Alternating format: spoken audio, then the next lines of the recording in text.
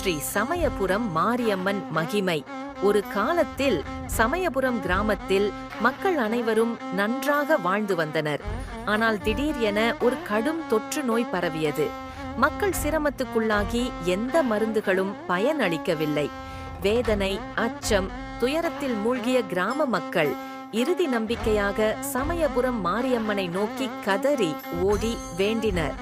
ஒரு நாள் இரவில் ஒரு முதிய தெய்வீக பெண்மணி கிராமவாசியின் கனவில் தோன்றி, அம்மனுக்கு மாவிளக்கு, பொங்கல், வேப்பிலை அர்ப்பணிக்கவும், அம்மன் உங்களை நோயிலிருந்து காப்பாற்றுவாள் என்று கூறினார்.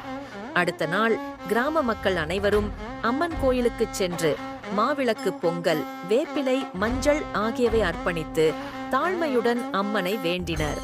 அப்பொழுது அம்மன் சிலையின் அருகே ஒரு ஒளிக்கதிர் வெளிவந்து சாந்தமான ஒரு தெய்வீக மனம் பரவியது.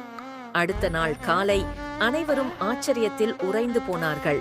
நோயால் பாதிக்கப்பட்டவர்கள் அனைவரும் ஆரோக்கியமாகி கிராமம் மீண்டும் மகிழ்ச்சியில் முழங்கியது.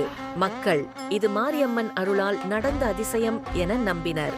அந்நாள் முதல் சமயபுரம் மாரியம்மன் கோயிலில் பக்தர்கள் மாவிளக்கு, பொங்கல் சமர்ப்பித்து அம்மனின் அருளை பெற வழிபடத் தொடங்கினர். சமயபுரம் மாரியம்மன் தன் அடியார்களை எப்போதும் காக்கின்றார். நம்பிக்கை, பக்தி, அர்ப்பணிப்பு இருந்தால் கண்டிப்பாக அதிசயம் நடக்கும். ஓம் சக்தி, பராசக்தி.